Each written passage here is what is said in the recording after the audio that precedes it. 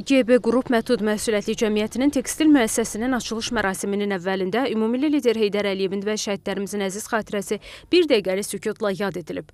Azərbaycan və Türkiyə Respublikalarının dövlət himnləri səsləndirilib.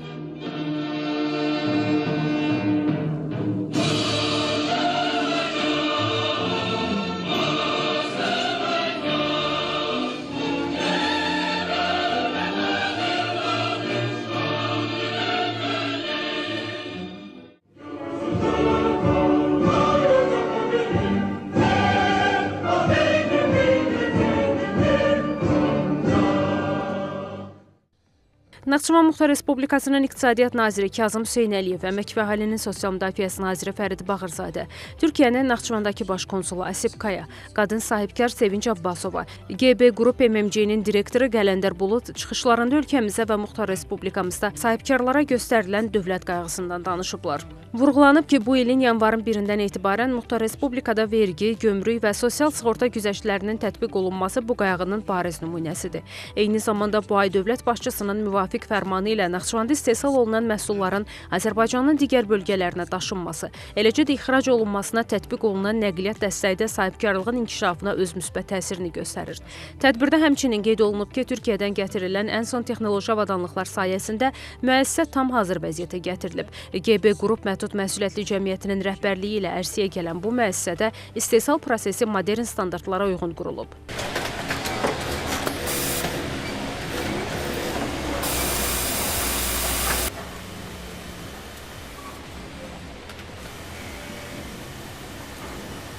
Sonra müəssisədə yaradılan şəraitlə tanışlıq olub. Bildirilib ki, fabrikdə geyimlərin hazırlanması üçün kəsim, naxış, tikiş, ütü və paketləmə kimi zəruri bölmələr yaradılıb.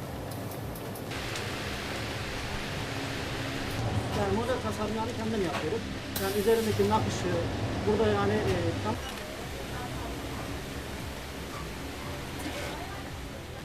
Möhtərəm Cənab Prezidentin Naxçıvan Muxtar Respublikasında sahibkarlığa göstərdiyi dəstəyin məntiqi nəticəsi olaraq bugün Naxçıvanda özəl sektor inkişaf edir, yeni iş yerləri yaradılır və sahibkarlıq mühiti davamlı olaraq daha da yaxşılaşdırılır. Biz bugün burada Naxçıvan şəhərində tekstil müəssisəsinin açılışında iştirak etdik. Bu artıq bizim bu ay ərzində açılışını etdiyimiz ikinci tekstil müəssisəsidir. Bu öz-özlüyündə göstərir ki, Naxçıvan Muxtar Respublikasında yüngül sənayenin əsas qollarından biri hesab olunan tekstil sənayesi öz inkişaf mərhələsindədir. Bugün açılışını etdiyimiz tekstil müəssisəsi 2025-ci ilin dekabr ayında investisiya təşviqi sənədi əldə etmişdir dövlətdən və bu investisiya təşviqi sənədi sahibkara o üstünlüyü eyni zamanda verir ki, sahibkar ithal etdiyi avadanlıqlara və xammallara gömrükdə, gömrük rüsumundan və ƏDV-dən azad olma imkanını verir. Bu isə bir daha əlavə bir güzəştdir və sahibkarın rəqabət qabiliyyətini yüksəldən bir məqamdır. Eyni zamanda dövlətin sahibkara göstərdiyi dəstəyin bariz nümunəsidir. İlkin mərhələdə müəssisədə qadın geyimlərinin istehsalına üstünlük verilib. Müəssisənin planları isə yerli bazarla məhdudlaşmır.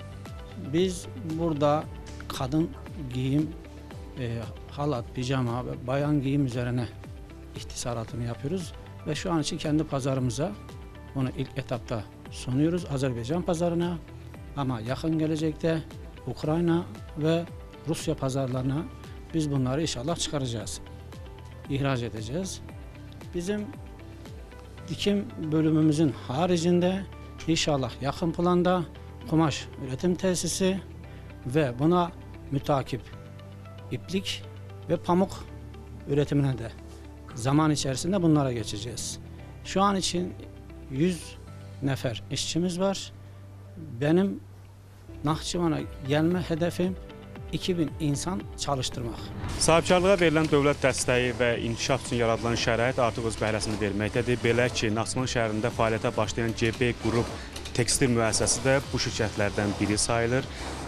Qeyd edək ki, bu müəssisədə hazırda 100-dən artıq şəxs işlə təmin olunur. Hal-hazırda paketləmə işində fəaliyyət göstərirəm. Əvvəllər də bu işdə işləmişəm. Bizim üçün burada çox gözəl şərait yaradılıbdır. İşimizi çox sevirik. Təşəkkür edirəm kollektivə. Tikdiyimiz mallar, məhsullar çox keyfiyyətlidir. Alan hər kəs inanıram ki, məmnun qalacaq. Hər kəsə uğurlar arzulayıram. Burada istehsal olunan məhsullar Azərbaycanın müxtəlif bölgələrinə çatdırılmaqla yanaşı həm də xarici bazarlara çıxarmağa hədəflənir. İlkin olaraq Gürcüstan və Ukrayna bazarlarına daxil olmaq ardınca isə Rusiyaya geniş ixracat həyata keçirmək əsas hədəflər sırasındadır. Xosrov İbrahimov, xanım Rüstəmzadə, Samir Mehdiyev, NTV Xəbər.